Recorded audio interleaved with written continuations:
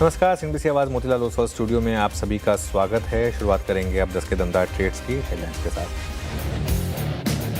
कमजोर शुरुआत के बाद बाजार में जोरदार रिकवरी। निफ्टी निचले स्तरों से करीब 200 पॉइंट सुधरकर 25,100 के ऊपर। बैंक निफ्टी भी नीचे से 500 पॉइंट सुधरा। मिड कैप में भी खरीदारी। इंडिया विक्स अभी भी 7% उछलकर 15 के पार। आज चार जीपीटी में मेटल सेक्टर पर बुलिश नजरिया ने किया कमाल। सेक्टर इंडेक्स करीब 2% चढ़ा। वहीं मजबूत चार के दम पर ईपीएल अपोलो और नाल्को में खरीदारी कायम। साथ ही दूसरे मेटल शेयरों में भी जोश का। मेटल के बाद सरकारी, बैंक और डिफेंस कैपिटल मार्केट शेयरों में ज़्यादा तेजी। तीनों इंडेक्स करीब 1% मजबूत। साथ ही आईटी, फार्मा और एनर्जी में भी रौनक, लेकिन रियल्टी और ऑटो शेयरों में दबाव। आज के बिग स्टॉक्स और चार जीपीटी पड़े सटीक। नतीजों के बाद एक्सिस बैंक और अल्ट्राटेक भागे 3 से 4% चढ़कर दोनों निफ्टी के टॉप गेनर्स में हुए शुमार। वहीं ब्लॉकबस्टर रिजल्ट्स के बाद एमसीएक्स मजबूती कायम। उधर कमजोर चार्ट्स के चलते लोडा करीब 4% लुढ़का। कमजोर नतीजों के बाद टूटा कोटक महिंद्रा बैंक। शेयर करीब 4% टूटकर निफ्टी का टॉप लूजर बना। तीसरी तिमाही में अनुमान से कम रहा बैंक का मुनाफा। वहीं रिजल्ट के बाद नुआमा, जेएसडब्ल्यू एनर्जी और गोदरेज कंज्यूमर 5 से 8% फिसले। तीनों एफ&ओ के टॉप लूजर्स में शुमार। चलिए 10 के दमदार ट्रेड्स में आपका स्वागत है। वीडियो में रहेंगे आपके साथ, और हमारे साथ इस शो में पिछले शो से राजेश पालवी और प्रकाश काबा बने हुए हैं। साथ ही निर्मल बैंक से विकास सालुंखे और सेंट्रम ब्रोकिंग से नीलेश जैन भी जुड़ेंगे। बजट से पहले कमाई की थीम पर बात करने के लिए रेनेसांस इन्वेस्टमेंट मैनेजर्स के फाउंडर पंकज मुरारका से एक खास बातचीत होगी, और मार्केट टेक्निकल्स पर केडियानॉमिक्स के फाउंडर सुशील केडिया हमारे साथ जुड़ने वाले हैं। चलिए एक नज़र ज़रा रखते हैं मार्केट पर। इस समय निफ्टी में एग्जैक्ट प्रिसाइज सीरीज़ लो के लेवल से 24,920 का वो लेवल था, 24,932 तक गए। वहाँ से अब एक रिकवरी आई, 25,160 का आज का हाई। तो एक सॉर्ट ऑफ मार्केट ने आपको एक रेंज दी है आज के लिए, आज का लो और आज का हाई। लेकिन इंडिविजुअल स्टॉक्स में उससे पहले एक बार इंडिया विक्स और देख लेते हैं। इंट्राडे में दो चीज़ें देख लेते हैं, इंडिया विक्स और advance decline. India VIX high लगाया 16 से ऊपर का, 1538 पर, अभी भी 8% ऊपर। एडवांस डिक्लाइन शुरू में काफ़ी ख़राब था, लेकिन अब वो एडवांसेस के फेवर में आ गया है। ज़्यादा नहीं, लेकिन 1408 बढ़ने वाले शेयर, 1369 गिरने वाले शेयर। आज के स्टॉक्स ऑफ द डे में एमसीएक्स 6.25% ऊपर, अभी भी डे हाई पर। अदानी एंटरप्राइजेस, ये दूसरा स्टॉक, करीब 5.5% ऊपर। कैम्प्स में अच्छी तेज़ी है, और अदानी ग्रीन और एक्सिस बैंक, ये 4-5 स्टॉक्स हैं। उसके अलावा सोना, बीएलडब्ल्यू, यहाँ पर भी रैली ठीक ठाक है। आज का एक्सीडेंट्स ऑफ द डे में 3 स्टॉक स्टैंड आउट करते हैं, actually 4। JSW energy, Syngene, Godrej consumer और कोटक महिंद्रा बैंक। हालांकि कोटक 4% नहीं है, लेकिन गिवन इट्स साइज ये भी एक एक्सीडेंट ही माना जाएगा। ये आज के कुछ स्टॉक्स टू वॉच। लेकिन निफ्टी अब कोशिश कर रहा है वापस एक बार डे हाई की तरफ आने की। वीरो जी हाँ, ये थी बाजार की अब तक की छोटी सी समरी। आइए पैनल से बातचीत करते हैं। पिछले कार्यक्रम से इस कार्यक्रम में राजेश पालवी जी और प्रकाश काबा सर मौजूद रहेंगे, और फ्रेश पर्सपेक्टिव लेके हमारे साथ नीलेश जैन और विकास सालुंखे मौजूद हैं। आप सभी को नमस्कार, स्वागत है कार्यक्रम में। विकास, गुड मॉर्निंग। आपके दो ट्रेड्स इस वक्त के। Good morning Virendra ji. देखो, मेरे दोनों में बाय साइड रहेंगे। पहले तो जेएसडब्ल्यू स्टील यहाँ पे मुझे स्ट्रांग लग रहा है। 1200 के ऊपर की रेंज में अच्छा अपमूव करते हुए देखने मिलेगा। फिलहाल तो 1212 के आसपास ट्रेड कर रहा है। 1270 के टारगेट मुझे आते हुए देखने मिल रहे हैं। 1190 का यहाँ पे इंपॉर्टेंट सपोर्ट देखने मिलेगा इंट्राडे में। तो 1190 के स्टॉप लॉस से जेएसडब्ल्यू स्टील को बाय करना है 1270 के टारगेट के लिए। दूसरा मेरा बाय कॉल है एचडीएफसी बैंक, जहां पे जो लास्ट 6 महीने पहले का जो गैप का इंपॉर्टेंट बेस था, सपोर्ट, वहां से ही ये रिवर्स होते हुए देखने मिल रहा है। मुझे लगता है 920 के ऊपर अगर ये टिका रहा तो 940 950 के आसपास की एक अच्छी आपको देखने मिल सकते हैं। तो 940 का पहला टारगेट यहाँ पे देखने मिलेगा। 905 का इंपॉर्टेंट स्टॉप लॉस यहाँ पे देखने मिल रहा है। तो 905 के स्टॉप लॉस से एचडीएफसी बैंक को बाय करना है 940 के टारगेट के लिए। और ये कॉल हमने हमारे निर्मल बंद हाउस में भी ऑलरेडी दे चुके हैं। तो एचडीएफसी यहाँ पे हमारा बाय कॉल है। Okay, Nilesh ji good morning. Nilesh ji, आपकी दो trades. Very good morning you, good morning everyone. देखिए, दोनों ही स्टॉक्स खरीदारी पर है, और खरीदारी साइड में हम फोकस करके चल रहे हैं। जिस हिसाब से मेटल्स सेक्टर में लगातार हम स्ट्रेंथ देख रहे हैं। एक clear cut high top and high bottom formation हमें नाल्को में देखने को मिल रहा है। काफी स्ट्रॉन्ग स्ट्रक्चर है इस पर्टिकुलर काउंटर का। नेशनलम को लॉन्ग करने की सलाह होगी करंट लेवल पर। ऊपरी सर पर 385 से लेके 390 तक की टारगेट हमें देखने को मिल सकते हैं। पहला टारगेट 385, दूसरा टारगेट 390 का होगा। स्टॉप लॉस 371 का आज के दिन के लोवेस्ट लेवल के, इनफैक्ट उसके नीचे का यहाँ पे स्टॉप लॉस रख के चलने की सलाह होगी और नाल्को को लॉन्ग करने की सलाह होगी। इसके अलावा जो दूसरा स्टॉक हमें पसंद आ रहा है वो है ग्रासिम। काफ़ी अच्छे कंसोलिडेशन के बाद स्टॉक एक शॉर्ट टर्म टाइम फ्रेम पे ब्रेकआउट देता हुआ नज़र आ रहा है। ऊपरी स्तर पर 2875 का टारगेट होगा, 2875 का टारगेट होगा एंड 2790 का स्टॉप लॉस होगा। ग्रासिम को लॉन्ग करने की सलाह होगी। ओके, ग्रासिम 2827 पे आपका बाय कॉल। राजेश पालविया जी, आपके दो ट्रेड्स। हाँ तो वीरेन जी, पहला स्टॉक जो पसंद आ रहा है वो फार्मा स्पेस से, और उसमें हमें लगता है डॉक्टर रेड्डी यहाँ पे फोकस में रखा जा सकता है। स्टॉक में एक अच्छी रिकवरी लोअर साइड से बनते हुए दिखी, और जिस तरीके से इस वॉलेटिलिटी में स्टॉक में अब स्ट्रेंथ यहाँ पे नियर टर्म चार्ट पे बनते हुए दिखी है, हमें लगता है ये स्टॉक में पोटेंशियल है अपसाइड का टुवर्ड्स 1285 से लेके 1300 की तरफ। तो फरवरी फ्यूचर्स बाय करने की सलाह है 1300 के टारगेट के लिए। On the down side stop loss होगा करीब 1230 के आसपास। और जो दूसरा स्टॉक हमें पसंद आ रहा है वो है बैंकिंग स्पेस से, और उसमें हमें लगता है यहाँ पे आरबीएल बैंक को फोकस में रखा जा सकता है। आरबीएल बैंक में एक अच्छी रिकवरी आज बनते हुए दिख रही है करेक्शन के बाद। अगर इसके स्टॉक के लॉन्ग टर्म स्ट्रक्चर देखें तो स्टॉक में अभी भी लॉन्ग टर्म चार्ट पे तो स्ट्रेंथ यहाँ पे बनी हुई है, और एक अच्छे सपोर्ट के आसपास से स्टॉक में पुल बैक बनते हुए देखने को मिल रहा है। तो हमें लगता है जब तक ये 290 के लेवल को होल्ड करता है, यहाँ पे पुल बैक की प्रोबेबिलिटी है 305 की तरफ स्टॉक बढ़ते हुए दिख सकता है। On the down side stop loss रखेंगे करीब 292 फरवरी फ्यूचर में। ओके, और आप चलते हैं गावा सर के पास। गावा सर, आपकी दो ट्रेड्स फ्रेश फंड्स। दो स्टॉक जो पसंद है मुझे इस वक्त वो है, फर्स्ट है एसबीआई लाइफ। इसमें जो बाउंस बैक मिला है बढ़िया मिला है, ट्रेड करा है 2030 पर, स्टॉप लगाएंगे 2020, करीब 11 रुपए का स्टॉप है एसबीआई लाइफ पर। नियर टर्म टारगेट 2060 पॉसिबल है। दूसरा है स्टॉक आई थिंक मैं लूंगा ऑयल इंडस्ट्रीज, OOIL 441 के आसपास ट्रेड कर रहा है, स्टॉप लगाएंगे करीब 436 का, करीब 5 रुपए का स्टॉप है। Near term target 450 OIL। Okay, चलिए, तो ये हो गई इस समय की आपके लिए कुछ ट्रेड्स। अब एक काम करते हैं, बजट की थीम पर बात करते हैं। रेनेसा इन्वेस्टमेंट मैनेजर्स के फाउंडर पंकज मुरारका से बातचीत करते हैं। Pankaj ji, good morning. Pankaj ji, market जिस तरीके के एक चक्रव्यूह में फंस गया है, उससे कौन निकालेगा उसे? क्या बजट निकालेगा, या ये काम अर्निंग्स को करना होगा, या ट्रेड डील से? कैसे निकलेंगे इससे बाहर? गुड मॉर्निंग अनुज जी, अच्छा सवाल पूछा आपने। काफी मुझे लगता है इसमें मिला जुला कंट्रीब्यूशन रहेगा सभी चीजों का। तो एक ये है कि अभी क्योंकि बजट एकदम सामने ही है, तो बाजार थोड़ा कॉशियस हो गया एक round of very steep profit booking के बाद में, जो हमने देखी है पिछले 3-4 हफ्तों में। और बजट एक ऐसे समय में आ रहा है, ये बजट जहां पे हमने देखा है पिछले लास्ट 1 साल में ग्लोबल इकोनॉमी काफी चैलेंज रही है, बहुत जियोपॉलिटिकल साइड पे भी और ट्रेड साइड पे भी। और इंडिया एक ज्यादा एडवर्सली इम्पैक्ट हुआ है बिकॉज ऑफ जो यूएस ने 50% टैरिफ लगा दिए हैं। उसके बावजूद अच्छी चीज ये है कि हमारे जो एक बोलते हैं इकोनॉमी के फंडामेंटल, जो हम बोलते हैं मैक्रो इकोनॉमिक फंडामेंटल, जो है काफी हेल्दी हैं और काफी स्टेबल है। तो इंडिया एक काफी स्टेबल इकोनॉमी है, जो डिस्पाइट जो वर्ल्ड में उथल पुथल चल रही है उसके बावजूद भी एक 6.5% की 6.5-7% की हमारी इकोनॉमी ग्रोथ कर रही है। और मुझे लगता है ये गवर्नमेंट और फाइनेंस मिनिस्टर के लिए एक बहुत बड़ी अपॉर्चुनिटी है to use this budget to accelerate, जो एक बोलते हैं ना, रिफॉर्म प्रोसेस को जोर से आगे बढ़ाएं, और इस बजट के माध्यम से इकोनॉमी को एक नई गति या एक नया मोमेंटम दे। सो क्लियरली मार्केट फिलहाल काफी कॉशियस है, बट बजट से काफी उम्मीद लेके बाजार उसमें जा रहा है। अगर इस तरह का कुछ आउटकम बजट से आता है और पॉलिसी अनाउंसमेंट्स आते हैं, तो मुझे लगता है बाजार निश्चित तौर पे एक नई तेजी का रुख पकड़ेगा। ओके, नई तेजी का रुख पकड़ेगा बाजार। बाजार में इस समय पंकज जी 2-3 गिनती के सेक्टर हैं जो आउट परफॉर्म कर रहे हैं, या तो गोल्ड सिल्वर से जुड़े हुए स्टॉक्स या पीएसयू बैंक्स। इन स्पेसेस पर आपका क्या व्यू होगा इस समय? पीएसयू बैंक हमें जैसे पता है कि ये काफी चीप है वैल्यूएशन वाइज, एंड सेकेंडली इनमें एक एक्सपेक्टेशंस है, क्योंकि गवर्नमेंट ने लास्ट ईयर भी कहा है, और ये एक थोड़ा लॉन्ग रन एजेंडा है of second round of consolidation in PSU banks. तो मुझे लगता है इस साल में चाहे बजट में हो या उसके बाद ड्यूरिंग द ईयर हो, जरूरी नहीं है सारे पॉलिसी अनाउंसमेंट बजट में ही हो।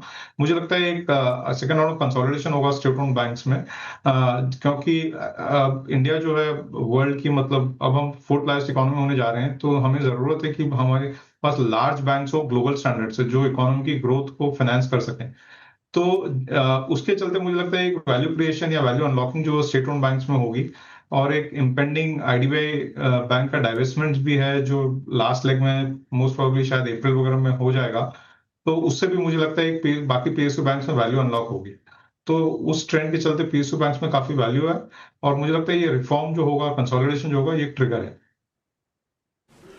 पंकज जी नमस्कार, वीरेंद्र बोल रहा हूँ। और एक दो बास्केट जो कि आपको अच्छी लग रही हो, उसमें अगर मैं अपने विचार से रखना चाहूँ तो क्या आप मेटल्स, प्रीशियस मेटल्स और इनसे एसोसिएटेड स्पेस जो हैं उन पर क्या व्यू रखते हैं? चाहे अगर आप गोल्ड सिल्वर हो, चाहे कॉपर हो, मेटल स्टॉक्स हों, गोल्ड फाइनेंस कंपनियां हों, इसमें से अभी भी क्या चेज करने लायक है, या फिर एक रीजनेबल टाइम है थोड़ा थोड़ा कैश में कन्वर्ट करने का इस तबके को? ग्लोबली हम देख रहे हैं मेटल प्राइसेस एक काफी शार्प अपस्विंग में है पिछले एक साल में अक्रॉस कमोडिटी बास्केट, चाहे वो गोल्ड हो चाहे सिल्वर हो, इनके रिटर्न तो फिनोमिनल है, आउटलायर है। मैं हालांकि प्रेशियस मेटल का एक्सपर्ट नहीं हूं, तो मैं उस पर एडवाइस नहीं दे सकता, पर बाकी भी हमने देखा है इसका रब ऑफ इफेक्ट आया है दूसरी कमोडिटीज पे भी, फेरस एंड नॉन फेरस पे, जहाँ की हमने देखा है कि कॉपर प्राइसेस, एल्यूमिनियम प्राइसेस भी काफी फर्म रहे हैं। तो ऐसा लगता है कि दुनिया एक उस माहौल में है जहाँ पे बिकॉज ऑफ जियोपॉलिटिकल चैलेंजेस और स्ट्रॉन्ग डिमांड के चलते इन मेटल्स की अंडरलाइंग डिमांड स्ट्रॉन्ग रहेगी। तो मुझे लगता है एज लॉन्ग एज ये जहाँ तक ferrous and non ferrous metals stocks हैं, चाहे वो एल्यूमिनियम हो या कॉपर से जुड़े हों या स्टील से जुड़े हों, ये आने वाले 6 महीने इनमें और तेजी बरकरार रहेगी या मजबूत रहेंगे, बिकॉज अंडरलाइंग कंपनी में वॉल्यूम ग्रोथ भी काफी सिग्निफिकेंट है। तो इन पे व्यू पॉजिटिव है, पर हैविंग सेड दैट ये शेयर सब काफी चल चुके हैं पिछले 6 महीने में, 9 महीने में। तो इन्वेस्टर्स थोड़ा सा अपना स्टडी करके और फिर ही इनमें ट्रेड करें या इन्वेस्ट करें। और आईटी पर आपका व्यू क्या कह रहा है सर? अब आपने इस पूरी अर्निंग सीजन को देखा, mid cap IT, large cap IT, headlines Infosys की गाइडेंस रिवीजन ने बटोरा, बट आपका टेक नंबर्स के बाद, और ये वो स्पेस है जो कि अभी भी अपने प्रीवियस हाई से, ऑल टाइम हाई से एक बड़ा डिफरेंशियल होल्ड करता है। आईटी पे आपका टेक क्या है इस बार की अर्निंग्स को देखने के बाद? तो जैसे कि आप देखिए वीरेंद्र जी, चारों पांचों जो बड़ी आईटी कंपनियां, उनके नतीजे काफी ठीक ठाक आए थे, एंड मोर इम्पोर्टेंटली उन्होंने ये जो आउटलुक दी है आने वाले साल के लिए, सभी कंपनियों ने एक ये जताया है कि 2026 जो है साल 2025 से बेटर होगा। हमें पता है कि लास्ट ईयर उनकी ग्रोथ स्लो थी आईटी कंपनीज की, पर सभी कंपनियों ने ये जताया है कि उनके क्लाइंट एंगेजमेंट बढ़ रहे हैं, डिस्कशन बढ़ रहे हैं, और उनकी डील विंस जो होती हैं, आईटी कंपनीज जो ये बड़े बड़े डील्स विन करती हैं, कॉन्ट्रैक्ट जो साइन करती हैं, जो कि आगे जाके बिजनेस में तब्दील होता है, वो भी काफी स्ट्रांग रहे हैं लास्ट क्वार्टर में। तो उम्मीद है आईटी सेक्टर में कि आने वाला साल जो 2026 आईटी कंपनीज के लिए 2025 से बेटर होगा, और जैसे जैसे एआई का अडॉप्शन या इम्प्लीमेंटेशन बढ़ेगा, इन कंपनियों को फायदा होगा। तो आईटी कंपनियों पे मेरा व्यू काफी पॉजिटिव है। मुझे लगता है कंपनीज ये काफी अच्छी कंपनियां हैं, इवन ग्लोबल स्टैंडर्ड से वैल्यूएशन काफी रीजनेबल हैं, सभी कंपनियों में एक अच्छी डिविडेंड यील्ड भी है, तो वो एक डाउनसाइड प्रोटेक्शन देता है, और यहाँ से हेल्दी रिटर्न बन सकते हैं आने वाले एक साल में आईटी कंपनीज। ओके, चलिए ये बात हो गई आईटी कंपनीज की। एक और स्पेस जो रेडार में है वो है एफएमसीजी। बड़ी करेक्शन देखी हमने, लेकिन पिछले कुछ दिनों में कुछ सेंस बन रहा है यहाँ पर बाइंग का। क्या ये एक प्योर वैल्यूएशन प्ले है या फिर कुछ और यहाँ पर आपका क्या व्यू होगा इस समय एफएमसीजी में? अनुज, आप देखें तो पिछले 2 साल से एफएमसीजी ने अंडर परफॉर्म किया है। लास्ट ईयर एक ईयर था जब गवर्नमेंट ने काफी स्टिमुलस इकोनॉमी में, हम जो कहते हैं, इंजेक्ट किया है। हमने देखा कि लास्ट ईयर बजट में गवर्नमेंट ने बड़ा टैक्स कट किया था इनकम टैक्स में, और फिर towards end of the year GST cut किया था। ये सबसे सेक्टर में एक डिमांड रिकवरी आई है, और अब जो कुछ इनिशियल रिजल्ट आए हैं उसमें भी हमें दिख रहा है खासकर रूरल इंडिया में डिमांड रिकवरी काफी स्ट्रांग है। तो जो जीएसटी कट के बाद जो एक डिमांड में उछाल आया था, वो बल्कि कायम है, वो सस्टेन्ड है in terms of demand recovery. तो एक्सपेक्टेशन यही है मेरी भी कि इस बजट में जाते हुए भी कि गवर्नमेंट जो है रूरल स्पेंडिंग को और बढ़ावा देगी। इस बजट में रूरल स्पेंडिंग की तरफ आउटले अपना बढ़ाएगी, बिकॉज उस ग्रोथ को सपोर्ट करना बहुत जरूरी है, स्पेशली एट अ टाइम जब एक्सटर्नल इकोनॉमी थोड़ी चैलेंज है। तो इंडिया को डोमेस्टिक इकोनॉमिक ग्रोथ पे फोकस करना चाहिए। तो उसके चलते मुझे लगता है कि एफएमसीजी सेक्टर में डिमांड का एक जो मोमेंटम बना है वो बरकरार रहना चाहिए, और उस कॉन्टेक्स्ट में ये स्टॉक्स जो है वैल्यूएशंस इनके रीजनेबल लगे हुए हैं। इनके अगर लॉन्ग टर्म एवरेजेस के हिसाब से देखें तो एफएमसीजी सेक्टर के valuations are in line with इनके लॉन्ग टर्म एवरेजेस। तो मुझे लगता है कि ये सेक्टर में निश्चित तौर पे इन्वेस्ट करना चाहिए और यहाँ से हेल्दी रिटर्न बनने चाहिए। ओके, मेरी तरफ से एक आखिरी सवाल, रियल एस्टेट को ऐसा क्या हुआ जिस तरीके के हमने प्राइस डैमेज देखे हैं इवन स्ट्रॉन्ग कंपनीज में, चाहे लोदा हो, ओबेरॉय हो, गोदरेज हो, ये क्या कह रहा है आपको? अनुज, ये एक सिक्लिकल सेक्टर है। जब पिछले 4 साल से रियल एस्टेट की डिमांड काफी स्ट्रांग रही है, पर एक जो हमने ट्रेंड देखा है कि पिछले साल भर में काफी सारे लॉन्चेस हैं पाइपलाइन में या हो चुके हैं, और उसके चलते एक मार्केट का एप्रीहेंशन है कि आगे जाके कहीं ना कहीं जो है सप्लाई थोड़ी बढ़ेगी और डिमांड हो सकता है शायद थोड़ी मॉडरेट हो। तो एक जो इन कंपनियों ने पिछले 3 साल 4 साल में काफी स्टॉक्स ने इन कंपनियों ने काफी अच्छे नतीजे दिए हैं, डिमांड काफी स्ट्रांग रही है और स्टॉक प्राइस का एप्रिसिएशन काफी स्ट्रांग रहा है। तो मुझे लगता है गिवन जो मार्केट में एक प्रॉफिट बुकिंग का राउंड आया पिछले 4-5 हफ्ते में, लॉट ऑफ इन्वेस्टर्स को ये एक थोड़ा सा एप्रीहेंशन है कि आगे जाके क्योंकि डिमांड सप्लाई सिनेरियो थोड़ा चेंज हो सकता है रियल एस्टेट में, या डिमांड थोड़ी सॉफ्टन हो सकती है, लोगों ने एक प्रॉफिट बुकिंग की है। और ये हाई बीटा सेक्टर है, तो इसमें जब कभी भी प्रॉफिट बुकिंग आती है वो स्टॉक्स में रिएक्शन काफी ज्यादा आता है। तो I think that is the reason. All right, चलिए बहुत बहुत शुक्रिया आज हमारे साथ जुड़ने के लिए मुराका जी, और आपको ऑल द बेस्ट आगे के लिए। Thank you so much. चलिए, बात हो गई फंडामेंटल्स की, अब बात करते हैं टेक्निकल्स की। सुशील केडिया जुड़े हैं हमारे साथ, उनसे समझते हैं कि मार्केट को लेकर उनकी क्या रणनीति है। Sushil ji, good morning. देखिए, पहले तो मैं सबसे पहले आपसे ये जानना चाहूँगा कि ये गोल्ड और सिल्वर की रैली जाएगी कहाँ तक, और अब चांदी 3.5 लाख पार, गोल्ड में मैसिव मूव। सबसे पहले तो इसी पर बात हो जाए। देखिए, मैं आपसे फ्रैंकली बात करूंगा हमेशा की तरह, मेरा गोल्ड और सिल्वर में दिमाग काम नहीं कर रहा है, ठीक है? और यहाँ पर नई तेजी करना संभव नहीं है, क्योंकि इतना एक्सट्रीम ओवरबॉट है, वर्टिकल राइज है। पुराने इतिहास को जिन्होंने देखा है, देखिए कोई नया खिलाड़ी, नया जवान, नौजवान बाजार में आके काम करके यहाँ पे कमा जाएगा, 4 दिन कमाने के बाद क्या होगा किसको पता। पर जब कभी भी इस तरह की पैराबोलिक मूव्स संसार में कभी भी आई है, अंतोगत्वा उसका कोलैप्स आता है। अब जब तक वो कोलैप्स शुरू नहीं होता, हम किनारे बैठेंगे इस पे, और इमीडिएटली इस पे अभी हम कोई व्यू नहीं लेंगे। वैसे आजकल खैर ये बिल्कुल सही कह रहे हैं आप, बहुत लोगों का दिमाग चलना बंद हो गया गोल्ड सिल्वर पर। एक काम करते हैं, एक ऐसे टॉपिक पर बात करते हैं जिसने पिछले हफ्ते थोड़ी हेडलाइन बटोरी थी, जो जापानीज मार्केट से आई थी, जो डॉलर येन का मूव था। जिस तरीके से डॉलर इंडेक्स ग्लोबली कोलैप्स हुआ, लेकिन हमारे यहाँ डॉलर रुपये 92 तक गया है। तो ये जो डाइकॉटमी रही है, इसकी बात करते हैं। फिर यहाँ क्या व्यू है आपका? यहाँ 3 बातें आपने पूछ ली हैं और मेरे को इसके लिए थोड़ा सा 2 मिनट आपको समय देना पड़ेगा। देखिए, सबसे पहले हम यूएस डॉलर जापानीज येन की बात करें। पीसीआर से अनुरोध है, मेरे स्क्रीन पर जो चार्ट शेयर्ड है उसको दिखाएं। देखिए, ये जो येन कमजोर होता चला गया था डॉलर के सामने, और अब जो इसने बड़ा रिवर्सल ऑलरेडी दे दिया है। 3 सप्ताह पहले इसका हाईएस्ट प्राइस आया था और अब ये एक्सट्रीम ओवरसोल्ड है। एक बार क्या पता वापस नया लोए बनाए तो बनाए, जिसमें थोड़ी रिलीफ मिल सकती है, और उसी पर मैं आधार कर रहा हूं कि अगले 2 सप्ताह क्या पता यूएस के स्टॉक मार्केट्स का डैमेज नहीं आएगा, उल्टा वो रैली कर जाएंगे। इसीलिए मैं गोल्ड सिल्वर पर भी अपनी जबान को दबा के बच के निकल गया कि अभी कोई ओपिनियन नहीं है। पर जब जब ये येन का टॉप बना है, ये हो सकता है एक और फाइनल टॉप लगाए येन डॉलर की चार्ट। और साथ साथ आपको मैं दिखाऊं कि यूरो जापानीज येन में भी सेम पिक्चर है, एकदम बिल्कुल टॉप बन चुका है, अब ट्रेंड लाइन टूट चुकी है। वीकली टाइम फ्रेम की मैं चार्ट दिखा रहा हूं। वीकली टाइम फ्रेम का मतलब है कि अगले 3 महीने में येन 25% मजबूत होगा। ये बात हम आपसे 15 दिन पहले भी कर चुके थे कि वो पिक्चर आ रहा है, पर 3 महीने में होते होते 2 सप्ताह अगर उल्टा चल गया तो वहां सावधानी रखनी है। और जब जब येन इस तरह से बुरी तरह से मजबूत होता है, संसार में कहीं ना कहीं चलता हुआ जो सबसे विकराल सट्टा होता है वो बुरी तरह से फूटता है। तो अब गोल्ड सिल्वर पे मैं चूंकि रॉन्ग हूं, इसलिए बार बार उसको एम्फेसाइज नहीं करना चाहता। तो सबसे बड़ा सट्टा इस वक्त चांदी में लगा हुआ है, पूरे संसार में हर आदमी लॉन्ग है, तो वहां बहुत सावधानी रखने की जरूरत है। कॉपर में भी हमें लगता है कि 30% तक की एक कुटाई आएगी, और उस कुटाई में कॉपर को वापस लेना है, क्योंकि कॉपर के ऊपर के भाव अभी तक बने नहीं है पूरे।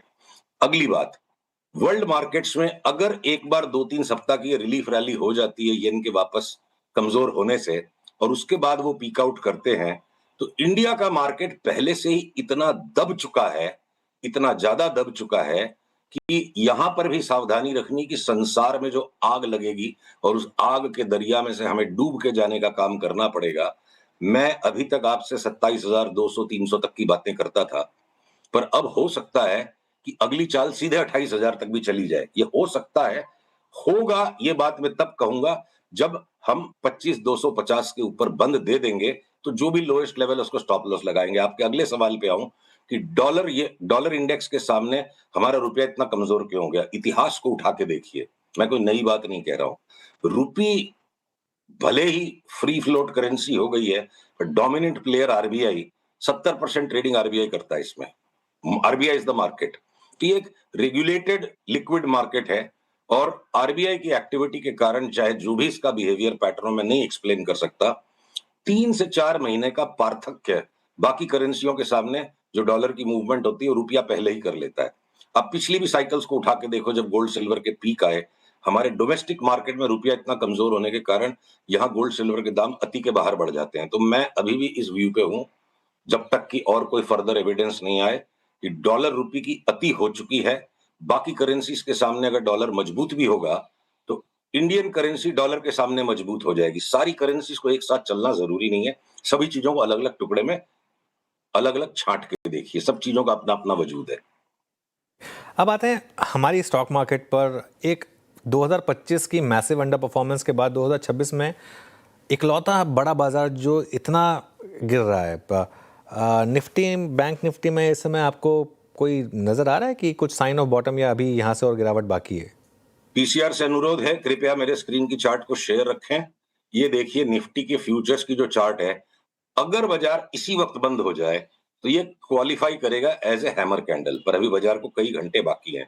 और अगर बाजार आज अगर ये समझो 25,270 के ऊपर बंद हो जाए तो हम इसको क्वालिफाइड रिवर्सल मानेंगे। पर चूंकि 3 सेशन और बचे हैं बजट में, और बजट का एक बड़ा रोचक आंकड़ा है कि करीब 93.5% की प्रोबेबिलिटी है कि अगर बजट के पहले जो ट्रेंड था बजट के बाद वो ट्रेंड बदल जाता है, तो उसको आप मिला लो। और ये अगर प्योर चार्ट के पैटर्न्स को आप देखो तो यहाँ अति मच चुकी है भाव के नीचे घटने की। कुछ भी थोड़ा सा रोचक आ गया बजट में तो बाजार उखड़ सकता है ऊपर की तरफ। अभी अब भी के अब भी उखड़ जाएगा, 3 दिन बाद देख के लेना चाहिए। सामान्य निवेशक के लिए मैं ये कहूंगा कि कोलाहल के बीच लोभ ना करें, 3 दिन बाद 5% ऊपर खरीदना बेटर है, क्योंकि अगर ऊपर की चाल आएगी तो ऐसे दुनिया भर के स्टॉक्स होंगे जहां 50%, 70%, 80% की चाल बनेगी। सिर्फ निफ्टी, बैंक निफ्टी को लेकर ऑब्सेस्ड होना ठीक नहीं है। अभी जो भारत और ईयू के बीच में ट्रेड डील हुई है सुशील जी, इसे कितना बड़ा पॉजिटिव माना जाए, और क्या ये एक प्रोवाइड कर सकता है मार्केट को एक सेंटिमेंट चेंज के तौर पर? जब ये पूरे देश के सेंटीमेंट को, मनोबल को बढ़ाएगा। देखिए, जब आपको कोई एक बड़ा बुली बिल्कुल दीवार की तरफ धकेल के रोज गुर्राता है आपके ऊपर, और आपके पड़ोसी और आप साथ में हाथ मिला लेते हो कि 1 से 2 भले, ईयू भी उससे परेशान है, इंडिया भी उससे परेशान है, तो संबल बढ़ता है, मनोबल बढ़ता है। और व्यापार के नए जरिए जब खुलते हैं तो इस घुटन से तो मुक्ति सबको मिलेगी, तो स्टॉक मार्केट को भी मिलेगी। तो वो भी एक कि भैया अमेरिका कह ले कितना भी कि मैं संसार का मालिक हूं, पर संसार की मिल्कियत को बदलने का काम अमेरिका कर रहा है, तो मैं इसे अच्छा ही मानूंगा। ये किसी भी हालत में बुरा नहीं है, ये किसी भी हालत में इग्नोर करने जैसी बात नहीं है। और आप अगला सवाल पूछो, उसका अंदाज लगा रहा हूं कि इतनी बड़ी ऑटो में जो ड्यूटी कट आएगी उससे हमारे यहाँ ऑटो के स्टॉक्स में क्या फर्क पड़ेगा। आपकी अनुमति से मैं ये भी कह दूं, तो जो ऑटो की चार्ट्स पहले से बन गई, देखिए मार्केट रिवॉर्ड करता है उनको जो पहले से भांपते हैं, और मार्केट ने सब कुछ पहले से भांपा हुआ है। तो हम टाटा मोटर्स बेचेंगे नहीं, मारुति हम लेंगे नहीं क्योंकि वो बहुत वॉलेटाइल रहेगा, महिंद्रा एंड महिंद्रा हम हर हालत में शॉर्ट करेंगे और उसको बढ़ाएंगे। हीरो मोटोकॉर्प और बजाज ऑटो हम टकटकी लगा के बैठे हैं कि हम उसको दोबारा लें, ये दोनों भागेंगे। टीवीएस मोटर्स भी अब काफी हद तक करेक्ट कर चुका, उसमें भी री एंट्री की जा सकती है। तो ईयू की इस डील से इंडियन ऑटो स्टॉक्स घट जाएंगे, ऐसी चार्ट्स बता नहीं रही है। जो घटना था वो पहले घट चुके हैं। सुशील जी, मिड कैप और स्मॉल कैप में क्या किया जाए? यहाँ इन्वेस्टर्स ब्लीड कर रहे हैं अब इस समय, पोर्टफोलियोज लोगों के 40-40, 50-50% नीचे हैं। बहुत संवेदनशील प्रश्न है ये, और संवेदनाओं के साथ मैं कहना चाहूंगा कि जब सड़कों पे खून बह रहा हो तभी अच्छे निवेशक फोकट के भाव में माल लेते हैं, पर जो ऊपर बेच नहीं पाए और जिनके पास भरा रह गया है, अब उनके पास तो पैसे नहीं है। तो जो राधा कृष्ण जी दमानी की जो बहुत पुरानी लाइन है वो हर बार लागू होती है बाजार में कि टाइम टू टाइम 8 आने में क्या 4 आने में भी माल मिलता है, तो उस टाइम किसी के पास लेने को पैसे नहीं होते हैं।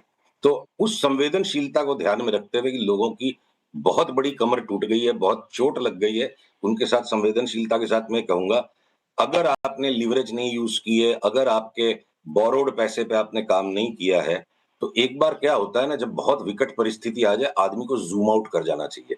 कंटिन्यूअसली भाव को देख देख के इरिटेट नहीं होते रहना चाहिए कि सबके साथ हो रहा है जो हो रहा है, हर एक निवेशक के साथ ये हो रहा है। और जो बड़े निवेशक करते हैं कि जब विकट परिस्थितियां आती है, आप जूम आउट कर जाओ, अपनी संवेदनशीलता को कम कर लो, तो बने रहिए। और नया माल लेने का समय किसी भी टाइम आ सकता है, उसके लिए अप ट्रेंड को रीएस्टैब्लिश होने दीजिए। ओके, चलिए अच्छे नोट पर इस कॉन्वर्सेशन को यहाँ एंड करेंगे। थैंक यू सो मच आज हमारे साथ जुड़ने के लिए। अगले मंगलवार फिर बात करेंगे आपसे। आगे बढ़ते हैं और एक और स्टॉक को एड्रेस करते हैं, JSW एनर्जी, जो आज का एक्सीडेंट ऑफ द डे है। 7% नीचे क्यों, आशीष से समझते हैं। आशीष, गुड मॉर्निंग।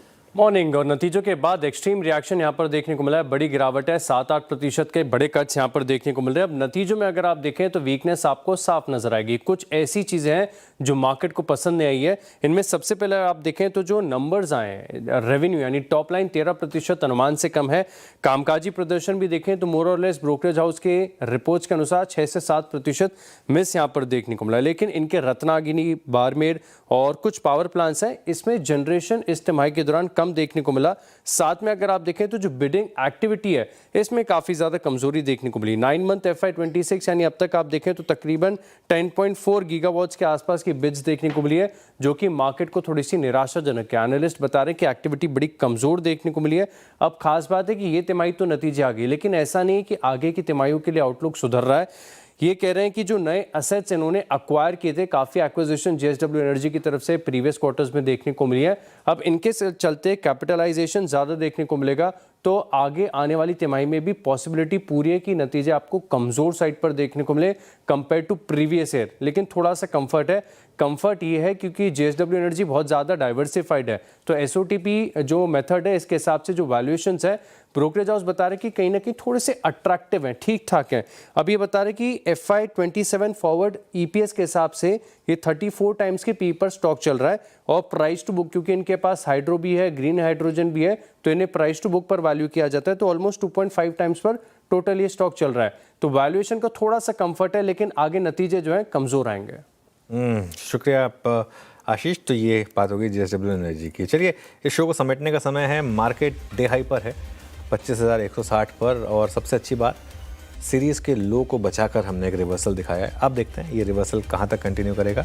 एडवांस डिक्लाइन भी एकदम इवन हो चुका है। इस शो को समेट रहे हैं, इसके बाद कंचन और श्रेया के साथ देखिए ट्रेडर्स हॉटलाइन।